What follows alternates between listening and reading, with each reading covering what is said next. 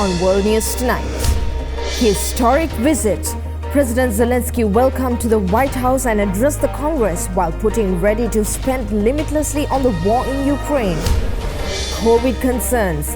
WHO concerned over the evolving situation in China with increasing reports of severe disease.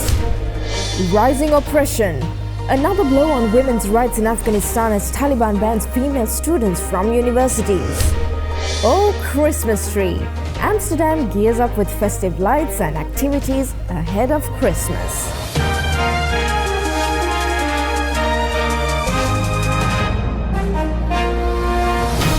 This is Derana World News Tonight. Reporting from Colombo, here is Suzanne Shanali. Good evening, and you're joining us on World News Tonight, and we start off with Ukrainian President Volodymyr Zelensky, who's currently in Washington for his first overseas trip since the war on Ukraine's war with Russia broke out. So far, he's met President Biden, House Speaker Nancy Pelosi, and has given a speech to Congress. He faced a critical audience, who were the House Republicans, who could hold up billions of dollars of war aid starting next month. This comes as the U.S. has pledged to keep the funds and military aid following to Ukraine. Tonight, Ukraine's President Volodymyr Zelensky before a joint session of Congress. Ukraine didn't fall. Ukraine is alive and kicking. Capping off a dramatic and historic visit to Washington. Earlier meeting President Biden at the White House. It's an honor to be by your side. This Oval Office visit, a defiant and daring show of solidarity. President Zelensky, the United States stands with the brave people in Ukraine. We stand with you. President Zelensky thanking President Biden, Congress, and the American people. Thanks from our just ordinary people to your ordinary people, Americans. I really appreciate. I think it's very difficult to understand what does it mean when we say appreciate, but you really have to feel it. Zelensky presenting Mr. Biden with a medal a Ukrainian soldier wanted him to give the American president. He's very brave, and he said, give it to a very brave president. Undeserved, but much appreciated. Thank you. Zelensky overnight seen arriving at a train station in Poland, later touching down at Joint Base Andrews for a red carpet welcome. After flying aboard a U.S. military plane with NATO allies at times, providing fighter jets as an escort. His high-stakes trip the culmination of days of secret planning after President Biden formally invited Zelensky to the White House 1 week ago. The top concern, Zelensky's security, his ability both to leave and to re-enter Ukraine safely. This visit comes at a pivotal moment in the war. Just hours ago, Zelensky was on the front lines in eastern Ukraine, with Putin now trying to weaponize winter through punishing airstrikes on Ukraine's power grid, plunging Ukrainians into the cold and darkness. After Zelensky's pleas for air defenses, President Biden announcing the U.S. will provide a single Patriot missile defense system and will train Ukrainians to use it in a third country. Today's meeting punctuated by a clear personal connection. His answer is yes. I agree. With Mr. Biden pledging more American assistance. The U.S. has already provided more than $50 billion in aid to Ukraine, with lawmakers about to vote on an additional $45 billion. But the top House Republican says he's skeptical of more taxpayer dollars for Ukraine, with America facing a possible recession. Zelensky tonight saying he's confident of bipartisan support and answering what his message is to the American people. My message, I wish you peace. I think that is the main thing, and you understand it only when the war in your country. And I wish you to see your children alive and adult. We really fight for our common victory against this tyranny. That is real life, and we will win. And I really want win together. Thanks so much. Not want, sorry, I'm sure. Putin, on the other hand, on a shocking move, while previously speculated to be scaling down attacks on Ukraine, is taking to opposite stance as he announces more preparations in regards to the conflicts, as well as an uncapped budget for military expenses pertaining to the operation. more military preparedness, more modern weapons, and no limitations whatsoever on the budget for the war in Ukraine. These were the plans outlined by Russian President Vladimir Putin as his army carries out military maneuvers in Belarus and his fleet begins naval maneuvers with China. And soon, Moscow's fleet will have a new powerful missile at its disposal.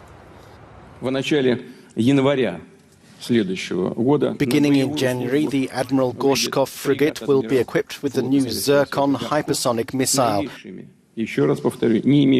which, I repeat, has no equivalent in the world.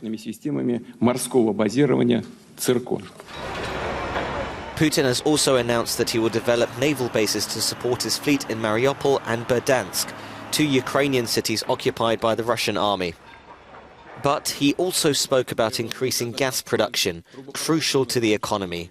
A new gas production centre at Irkutsk will appear on the map of the country. We're launching the unique Kovitka gas condensate field, the largest in eastern Siberia. Its recoverable reserves are 1.8 trillion cubic meters of gas. Putin added that an 800 kilometers long pipeline has been built to deliver natural gas from the field to China, a crucial revenue stream for the Kremlin, which is seeking new buyers following the West's gradual weaning off of Russian gas. The lifting of border and other restrictions in China is giving way to a possible reprisal of the disease in Wuhan, where it all first began. The city is seeing an unprecedented number of new cases despite the country's low death rate. The WHO is trying to help the government focus its efforts on vaccinating people. In the city where it all began, there's a creeping sense more suffering is coming. Wuhan, COVID's original epicenter, is experiencing a second surge.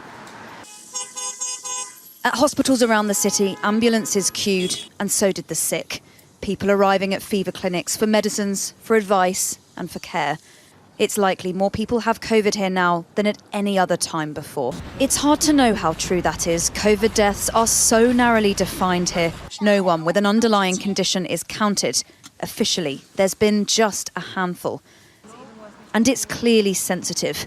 Officials extremely anxious. It was hard to film anything without being stopped.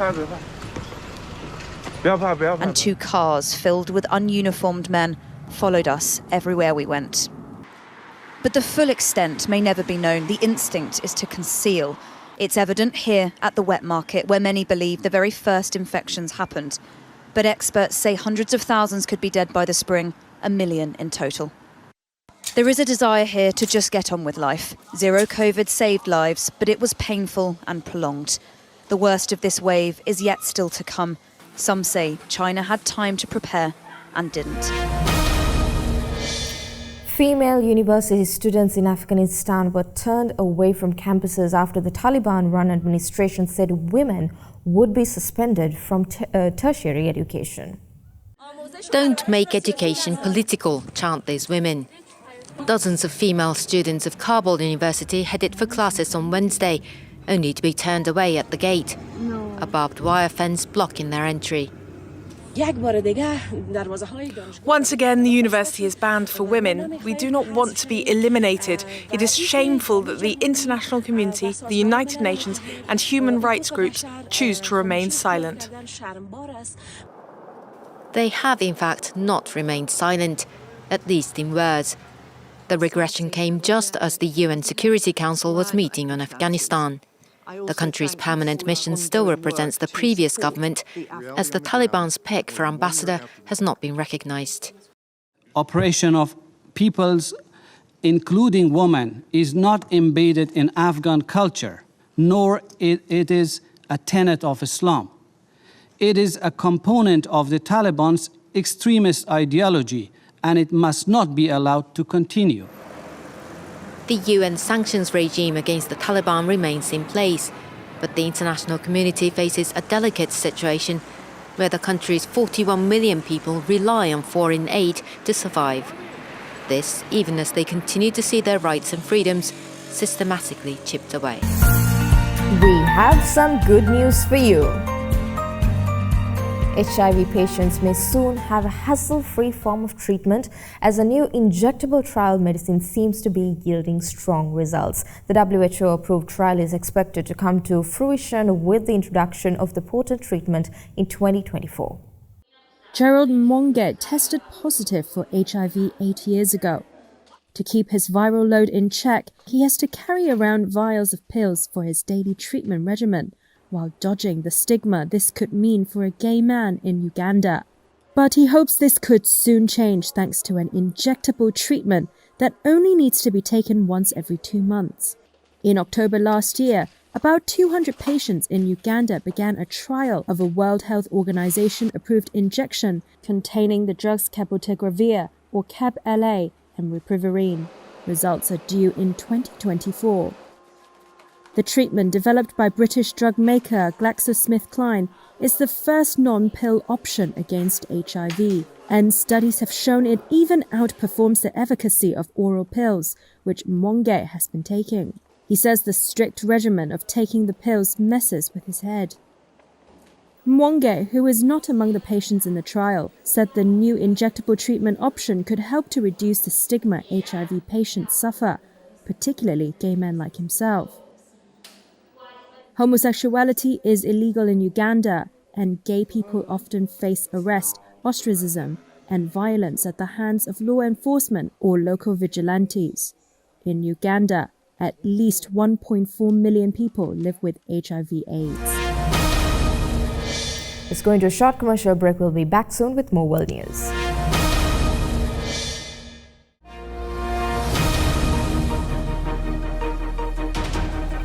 Welcome back to World News Tonight. Now, on an update on the Trump tax scandal, it was revealed that the former president has not paid any income tax during his final year of presidency in 2020. The records, however, do prove that some form of taxes were indeed paid by the Trump couple over the 4 years, despite registering major losses. Donald Trump paid no income tax during the final year of his presidency, instead reporting a financial loss from his sprawling business interests. That's according to tax filings released by a Democratic-controlled congressional panel after a multi-year legal fight over the former president's personal finances. The records show that Trump's income and his tax liability fluctuated dramatically during his 4 years in the White House. I built a great company, one of the best companies. I have some of the greatest assets in the world.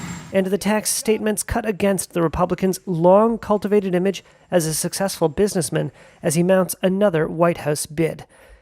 Trump and his wife, Melania, paid some form of tax during all 4 years, the documents showed, but were able to minimize their tax bill as income from Trump's businesses was more than offset by deductions and losses.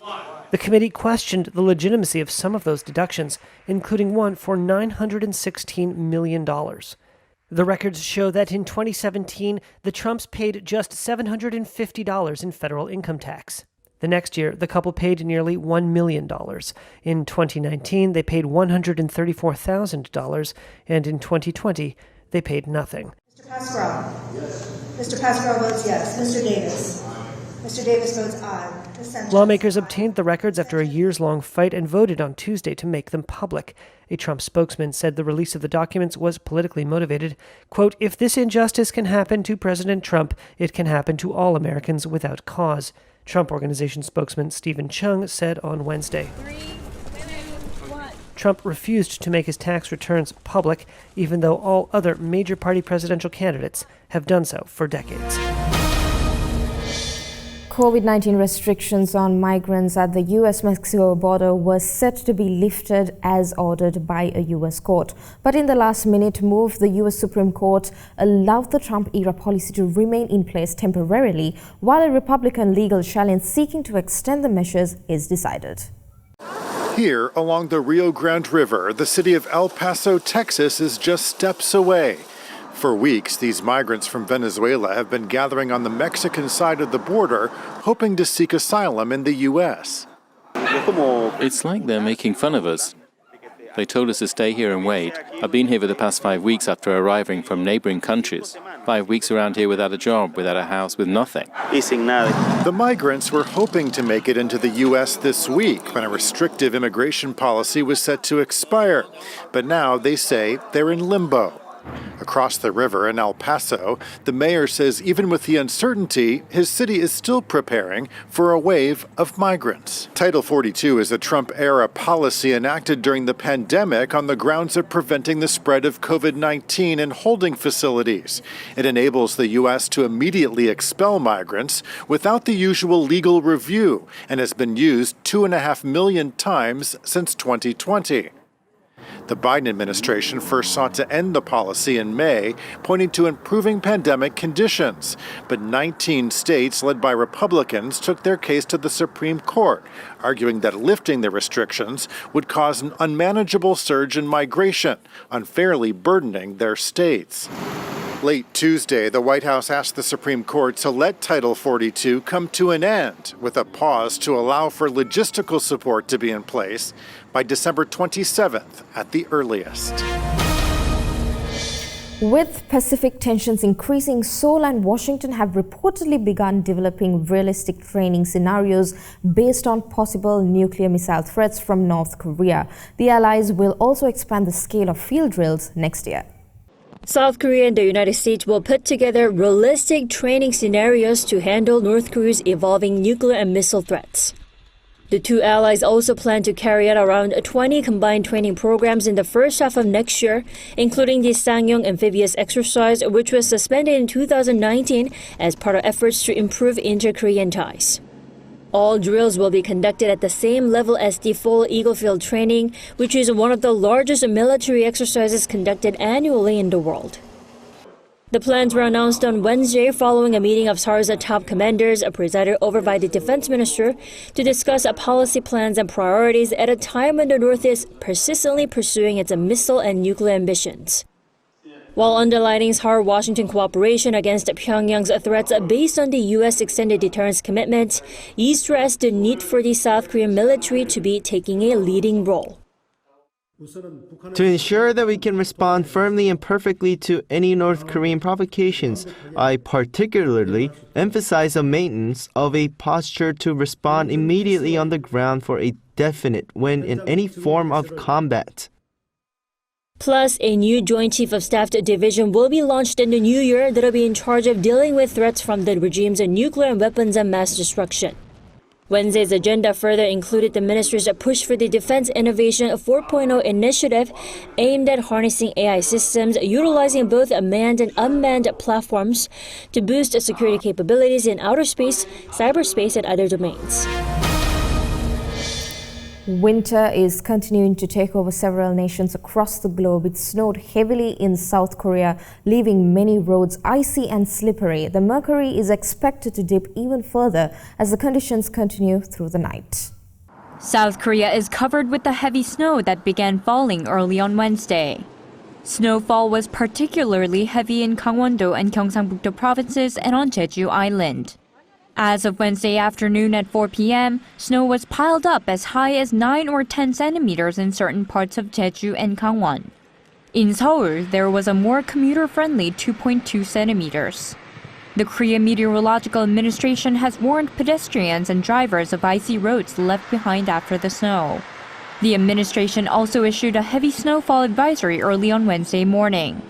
But the advisory was lifted in the afternoon for all regions except Jeju Island. The Central Disaster and Safety Countermeasures Headquarters also raised its emergency response to level 1 on Tuesday night.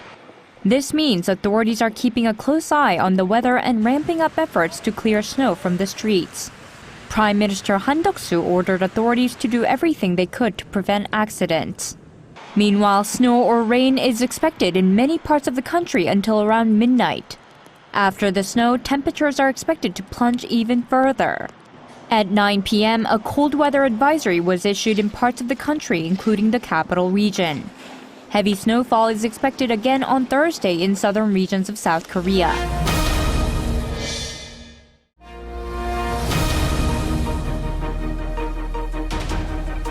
Welcome back to World News Tonight, and for more news, let's take you around the world in a minute. Israel's longest-serving Prime Minister Benjamin Netanyahu said that he secured a deal to form a new government after weeks of unprecedented tough negotiations with religious and far-right coalition partners. A fuel tank exploded into flames in Colombia's Caribbean city, killing a firefighter who fell during the explosion.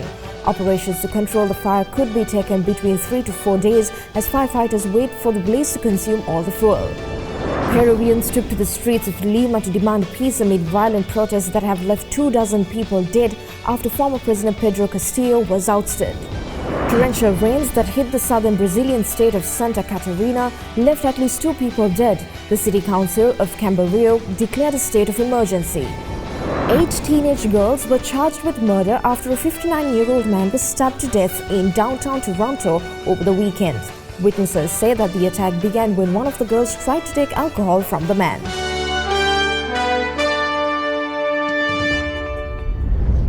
And that's all the news we got for you tonight. Join us again tomorrow for more news around the globe. And in case you missed to watch any of the stories we aired tonight, you can always rewatch by catching us on our YouTube channel, youtube.com/OtherThereInEnglish. We leave you tonight with the streets and famous canals of Amsterdam decking out in the festive lights as locals and tourists prepare to celebrate Christmas in the Dutch capital. Thank you for watching. Stay safe and have a good night.